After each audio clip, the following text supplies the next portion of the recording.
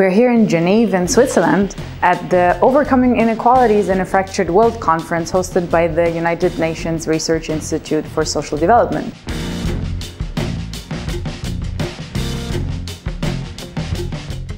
I had the pleasure to speak with some of the speakers. Enjoy this mini-series about inequalities. My name is Michael Danquah. I am a development economist and also a senior lecturer at the Department of Economics, University of Ghana, Legon. Thank you so much for joining me. What do you focus on in your research?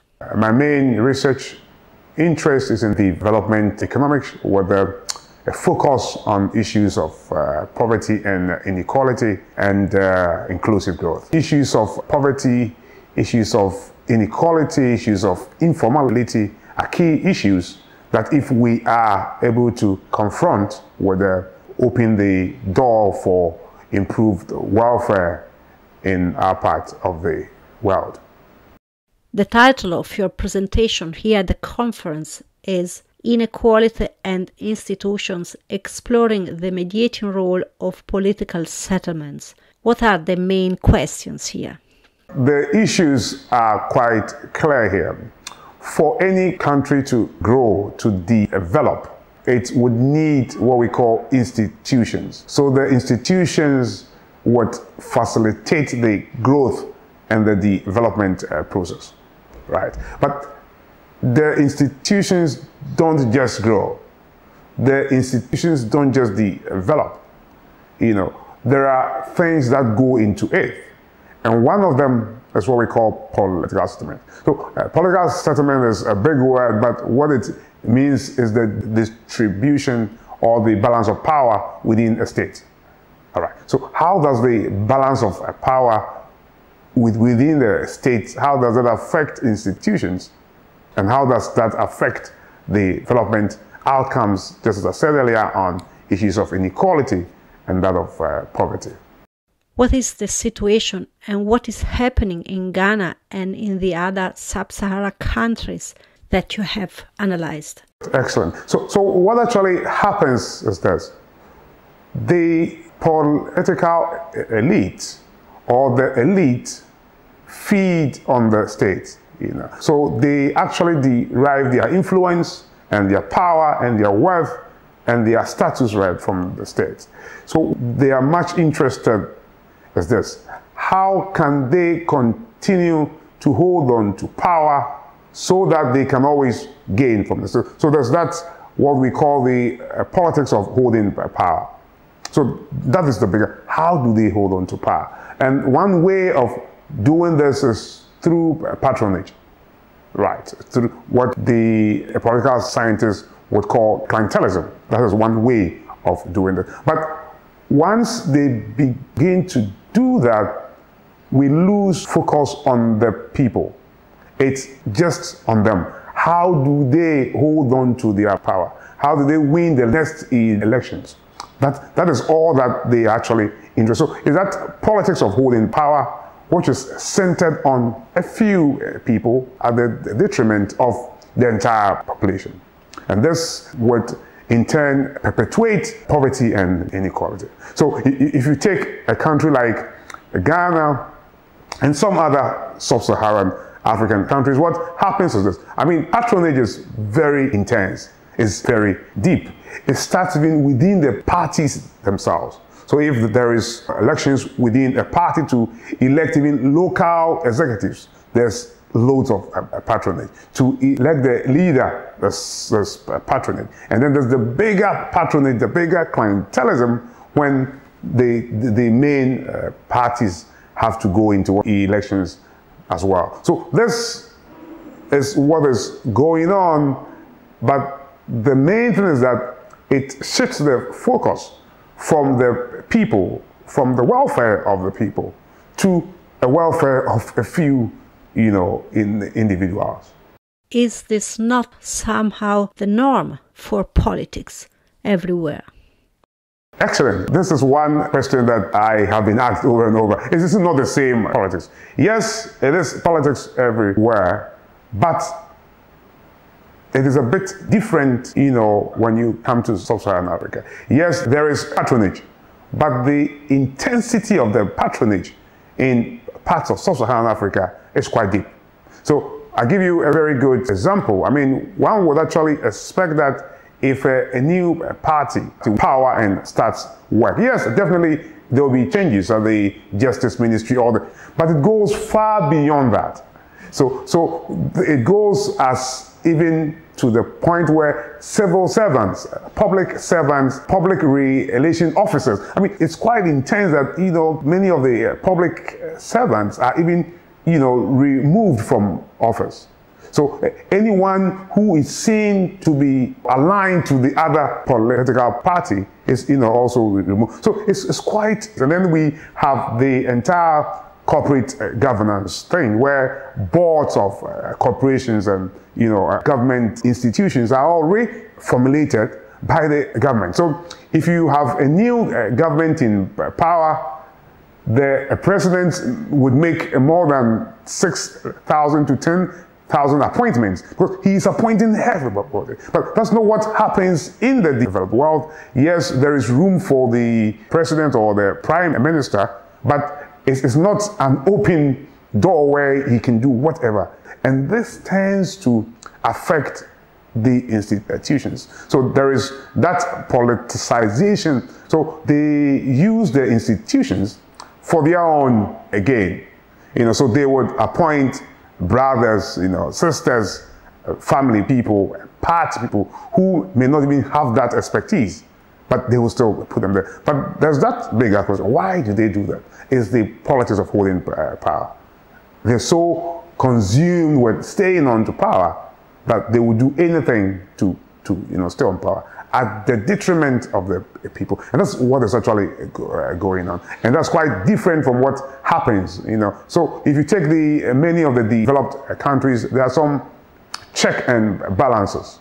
So you can do A, but you cannot do B, C, D. What do you think is needed? How do you think it is possible to change the situation? That is a very big question. Yesterday in my presentation, I talked about the dark wave that is brewing, because what actually happens is this: many of the countries in sub-Saharan Africa are becoming increasingly clientelistic in terms of the forms of democracy that we have. So this thing is quite pervasive. But then what can be done to harness the power of this political elite, and then also what can be done on the part of the citizens as well? One thing that comes up, and I would have to look into it again, is trying to improve the levels of literacy. Most of the people in sub-Saharan Africa, yes, they're poor, but they don't have education as well. So that higher levels of illiteracy gives that room for the political elite to actually exploit. So we should be looking at how do we educate our people. So we need that higher levels of literacy, and that may reduce the extent to which the political elite can actually do what they would want to do. That may not solve the problem, all the problem, but I think that if we have a population that is educated, right, that may, yes, some of them will still go the other way, but I think many of them can now look into what is going on, reason into it, and then not, so that these are some of the things we would have to look at, trying to educate our people. And then maybe the other thing may be the power of the media, trying to get an independent media.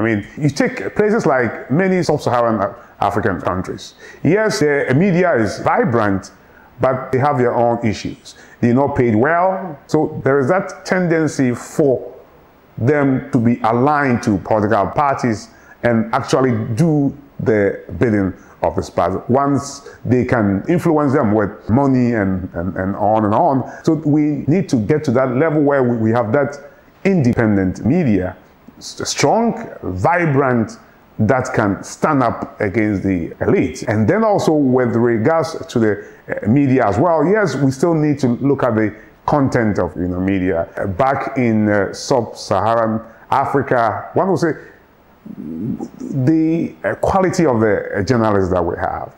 Journalists who can research and bring out developmental content to the people. Try to open their eyes as to what is actually going on. And this may be able to dampen the power of the political elite, knowing that if we do A, B, and C, this may be the repercussions. No matter how much money we give to them, that may not, help us. And so these are some of the things. Trying to look at the levels of literacy, and then using the media more or less as a tool that can, help us. And if you could change one thing tomorrow, what would you do? I would look into how we can harness even the power of the political elite so that they would actually reduce that incentive to hold on to power. That would be very difficult. I don't know how that could be done, but we need to get to a point where we can reduce that incentive, all right, of the political elite to hold on to power. And one of them, like you just said, what would I do would be to reduce the incentives that the elite gains when they come to power. When one comes to power, he's got everything. Within the twinkle of an eye, he has a house, he has a 4x4, he has a bodyguard, which is a policeman. He's got almost everything. So it's quite difficult to let go of some of these massive incentives. So that is one thing I would do, but basically to bring to the barest minimum the incentives that the political elite is actually giving to the political elite. We need to find ways to channel all these incentives into the development of the welfare of our people. So that's what one now do. Basically, bringing it down from say 100 to 5%. So they would realize that they are there not for themselves, but they are there to serve the interest of the people. Why are you doing what you are doing? Why this research? What motivates you? Or how personal is it? I came to realize that all the efforts by the development partners, the UN, the SDGs, and all of it, it is more or less fruitless.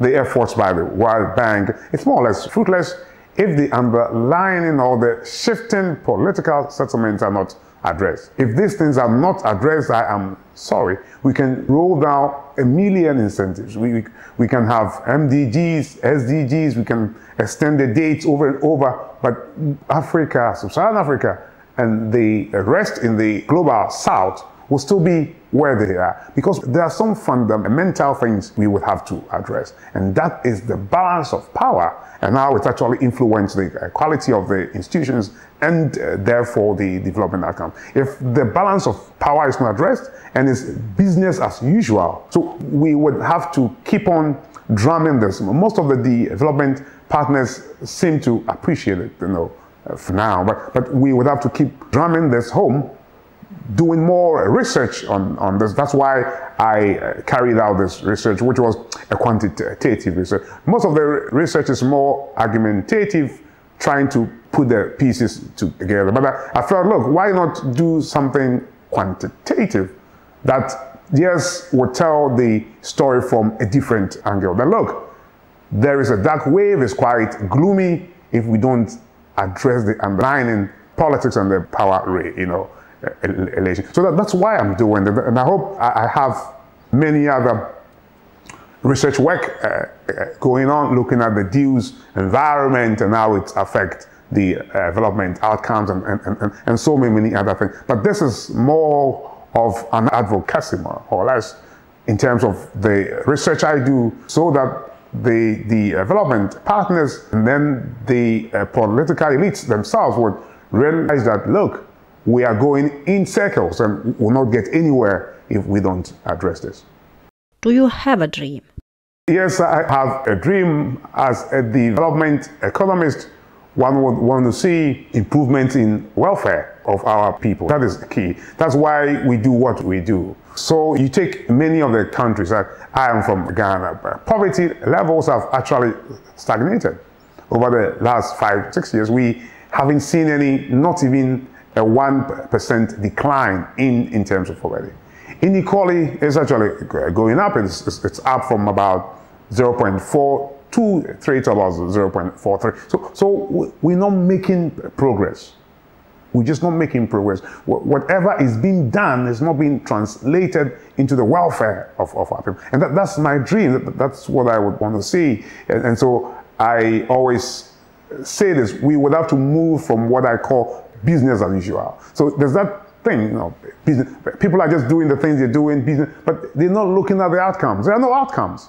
You are going back and forth, you are paid, you're doing all, but there are no outcomes. And that's my dream, to try change the narrative here, that no more business as usual in terms of, you know, politics and the way of doing, no more, but let's change that narrative. Let's make sure that whatever we are doing, there are outcomes to it. How can a country go for the past 6 years with so many programs, spend millions of dollars, but there is nothing to show for? It is because we just do the things we do, really don't care. But we need to change that narrative and begin to do things in a different way. Do it in a different way. I mean, if we do it well, we would get outcomes. Definitely, when we put in that effort, there will be outcomes. We could see, you know, outcomes that reflect improvement in the welfare. And that's what I would see across many sub-Saharan African countries, changing the mode of doing things. You know, let's inject some efficiency, let's inject some innovation, let's inject some level of seriousness into what we are doing. And then let's know that whatever we're doing is in the interest of the people we serve and not us. So that's my dream, changing the entire way of doing things across the length and breadth of the continent, right? And then, because if you go back and forth, it's business as usual. In our universities, in our hospitals, in our various government, it's business as usual. Just to go to work at any time, do it. That shouldn't be the case. That won't bring about the change we want to see in the global south. So we need to, that's my dream. You know, we will have to shift from the business as usual way of doing things into a more serious outcome-oriented way of, you know, doing things in our part of the, you know, global south. What is life about?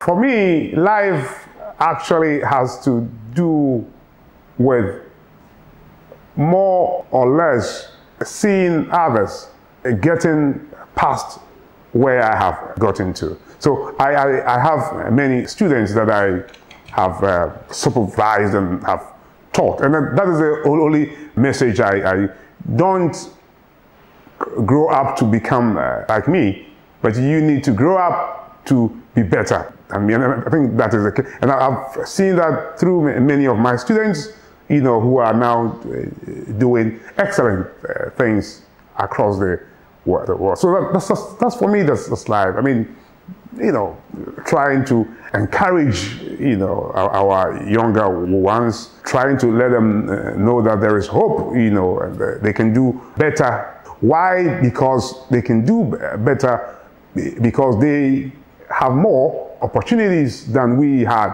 40 years ago.